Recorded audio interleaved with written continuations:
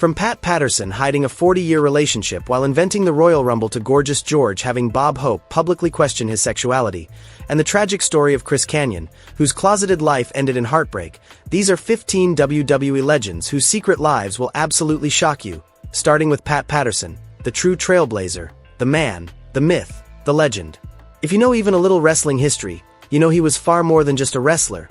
He was the first Intercontinental Champion, a WWE Hall of Famer, and one of the sharpest minds in professional wrestling, the same man who created the Royal Rumble, that chaotic masterpiece fans go crazy for every January, and yes, Pat Patterson invented it. But what makes his story even more powerful is that Pat was openly gay within the wrestling business as far back as the 1970s, with a locker room and backstage colleagues knowing. Yet the general public and WWE did not officially acknowledge it for decades. It was not until 2014, during the finale of WWE Legends House, that he publicly spoke about his 40-year relationship with his partner Luis Don Rio, a committed and loving partnership that most of the WWE universe had no idea existed. Early in his career in Canada, he played characters like Pretty Boy Pat Patterson, an effeminate gimmick that fueled speculation at the time, but he was never just a novelty act. He became one of Vince McMahon's closest advisors and a key backstage booker, helping shape some of the most iconic moments in wrestling history. When Pat passed away in 2020, the wrestling world lost not only a legend but a pioneer who proved that it was possible to live as your true self while earning respect at the highest level, leaving behind an unmatched legacy, and every LGBTQ+ wrestler who steps through those doors today owes something to him. Yet while Pat's story ended with respect and recognition, not everyone received that kind of peace. Because for some, the pressure of hiding the truth led to heartbreaking consequences, and that brings us to Chris Kanyon.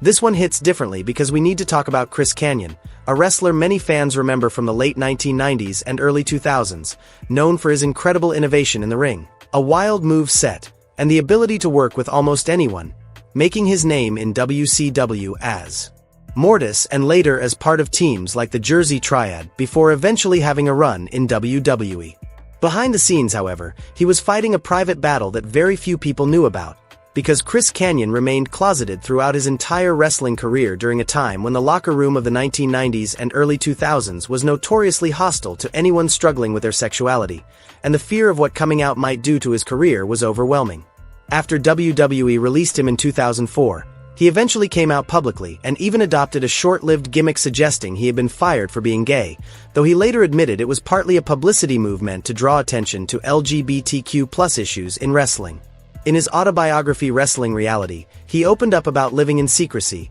hiding relationships, and dealing with severe depression, and this is where the story becomes truly heartbreaking. Because in 2010 Chris Kanyon died by suicide at just 40 years old, a tragic ending that serves as a painful reminder of what can happen when someone feels they cannot live as their true self. As the wrestling industry lost a performer who still had so much to offer and whose death should have been a serious wake-up call for the entire business, because Kanyon deserved far better, and by telling his story, perhaps his struggle was not in vain. From this tragedy that still hurts, we now move to one of the most controversial names in women's wrestling history, a woman whose secrets went far beyond her personal life, the fabulous Moolah.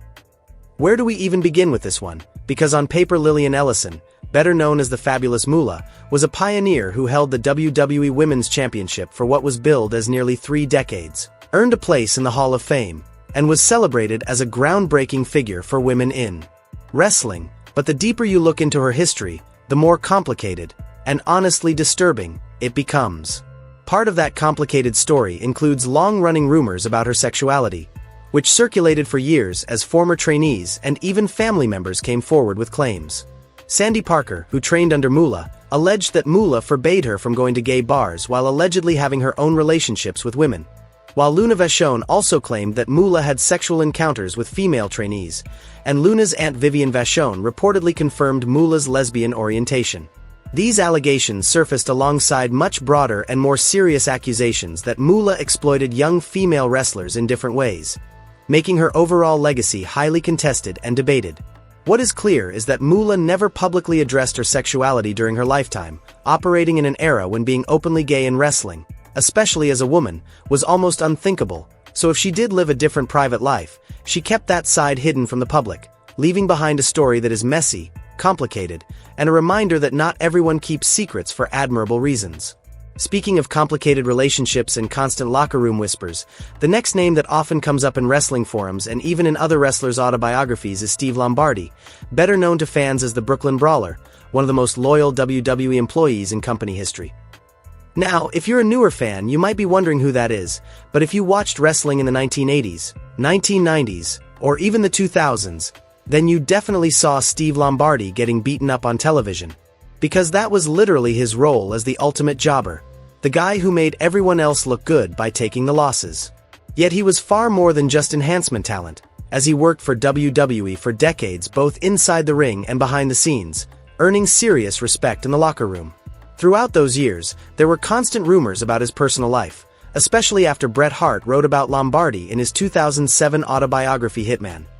My Real Life in the Cartoon World of Wrestling, where Hart openly referred to Lombardi as Pat Patterson's lover, which was not just internet gossip but something printed by one of the biggest names in wrestling history. While Lombardi has never publicly confirmed or denied those claims and has always kept his private life exactly that: private, within wrestling circles it has long been treated as an open secret. What cannot be debated, however, is that Steve Lombardi was a true professional who dedicated his entire adult life to the business, surviving every era from Hulkamania to the Attitude Era to the PG era, and clearly finding a place where he belonged regardless of what his personal life may have looked like. From this respected backstage figure, we now move to someone who stood in the spotlight during the Ruthless Aggression era, a tag team champion whose career was surrounded by whispers. Sylvain Grenier, one half of La Resistance, the French-Canadian tag team fans loved to hate in the mid-2000s. A four-time world tag team champion who later had a singles run with a French model character that many described as flamboyant, which only fueled the rumors that followed him throughout his time on WWE television. And that is where much of the speculation began, as forum discussions often focused on Sylvain Grenier's on-screen persona and backstage whispers about his private life, with some even claiming that rumors about his sexuality may have affected his push in the company. What makes it more interesting is that Grenier was closely mentored by Pat Patterson, and while some people used that connection to fuel more speculation, others pointed out that Patterson mentored many wrestlers regardless of their orientation. Grenier himself acknowledged Patterson as an important mentor while clearly denying any wrongdoing or improper behavior in their professional relationship. He has never really addressed the rumors publicly and has kept his personal life private since leaving WWE, which may simply be his preference. Yet within wrestling discussions his name still comes up whenever this topic is raised, although the full truth is something only Sylvain truly knows. From someone who mostly worked in the mid-card, we now move to one of the biggest icons in WWE history, a name that might genuinely surprise some people.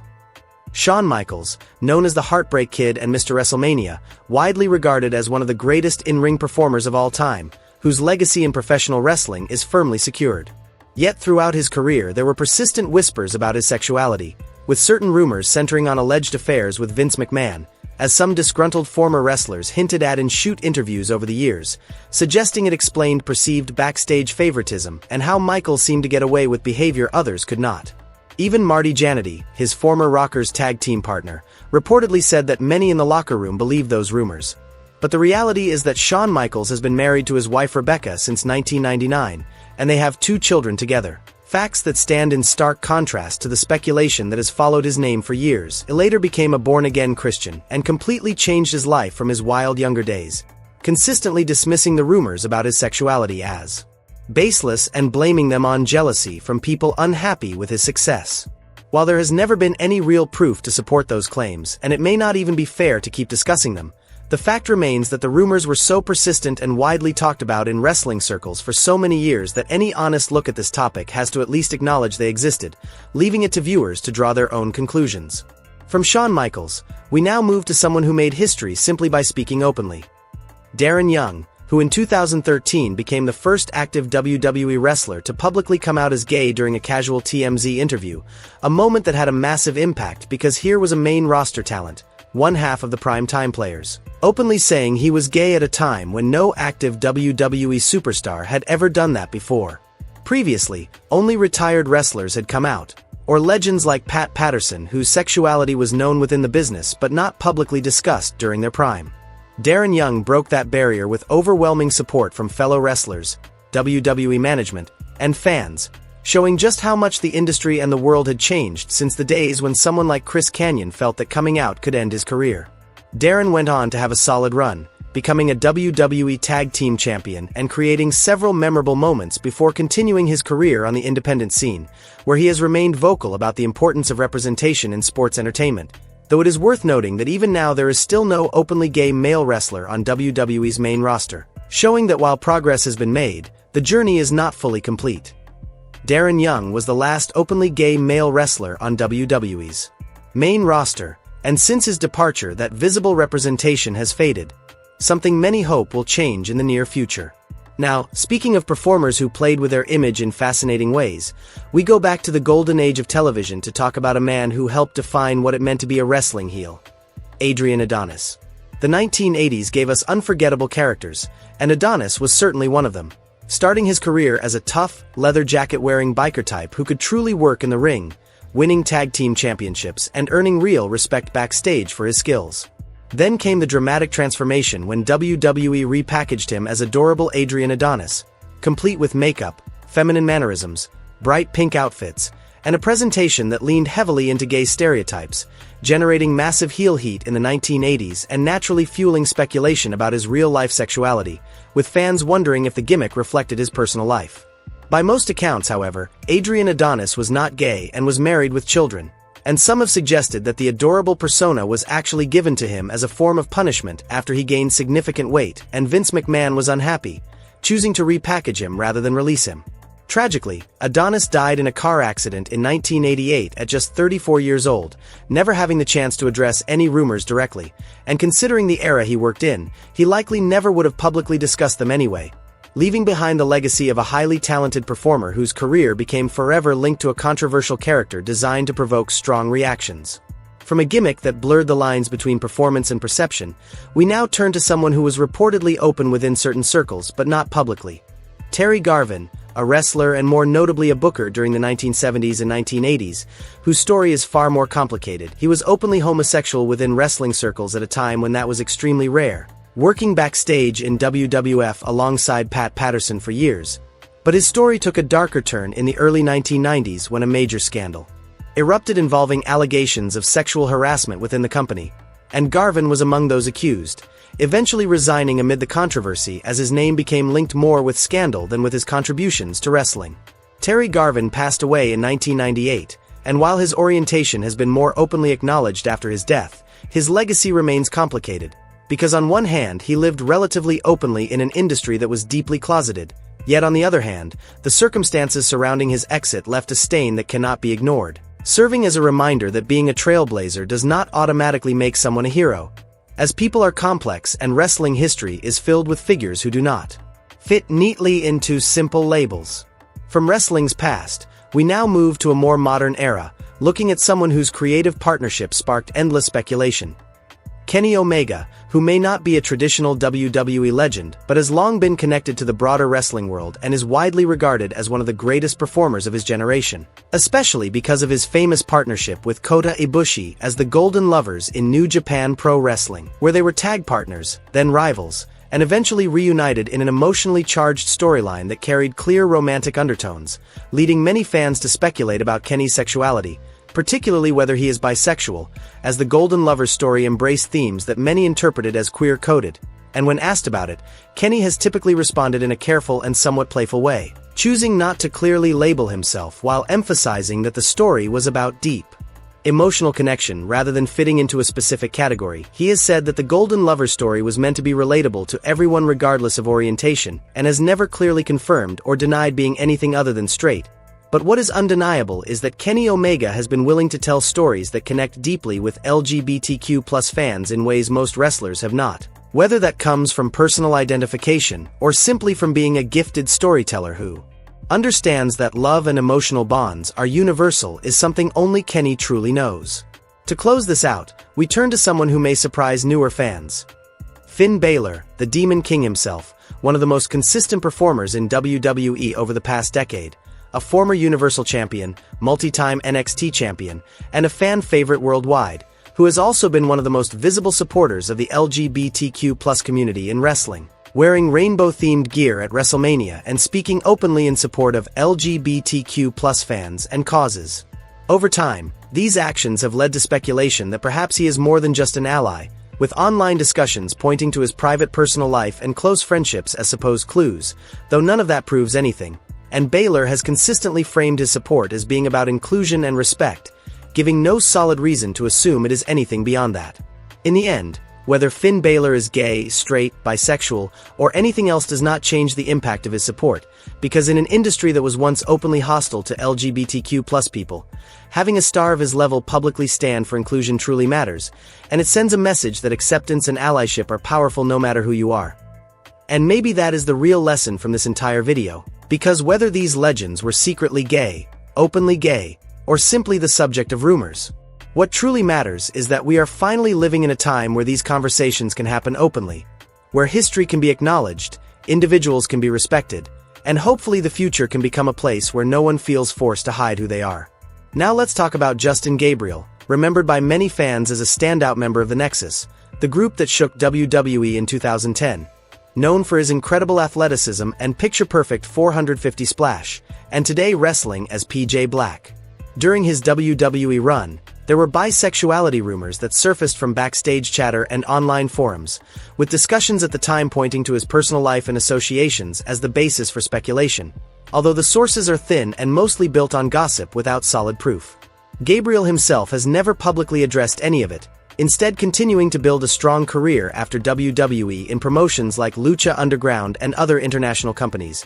where he is recognized far more for his in-ring ability than for any rumors, making it feel like the speculation attached itself to a talented and good-looking young wrestler more than anything rooted in fact. Yet those rumors remain part of the wider wrestling conversation. Going further back in time to the 1970s, we come to Ron and Paul DRI, a tag team not widely known by modern fans but whose story holds quiet importance, as they reportedly worked together while keeping their real-life relationship private, navigating an era where being open about such a relationship could have destroyed their careers. Imagining the pressure of traveling, performing, and living as partners in every sense while maintaining a public separation shows just how exhausting that reality must have been. Representing an earlier chapter of LGBTQ+ history in wrestling when staying in the closet was often necessary for survival, and even if they are not household names today, their experience deserves recognition as part of that complex and often hidden history. And finally, we end with one of the most memorable managers. In wrestling history, Ernie Roth, better known as the Grand Wizard, a flamboyant, feathered heel manager who guided some of the biggest stars of the 1970s and early 1980s. Rumors about Roth being gay have circulated for decades, largely because of his theatrical persona and backstage reputation, as his over-the-top presentation was coded in ways that, for that era, suggested queerness to audiences and fellow wrestlers alike. Yet, like Gorgeous George before him, there is a distinction between performing a character and living that life, and Roth never publicly addressed these rumors before his death in 1983, leaving them unconfirmed. What is undeniable is that he was an incredible manager who could generate heat like few others, working with legends such as superstar Billy Graham, Don Morocco, and Greg Valentine. And whether he was actually gay, whether his persona was purely a performance, or somewhere in between, remains unknown. Yet his name continues to surface in these discussions and his legacy in wrestling stands strong. Thanks for watching, and if you enjoyed this video, click on one of the suggested videos on your screen right now for more amazing content.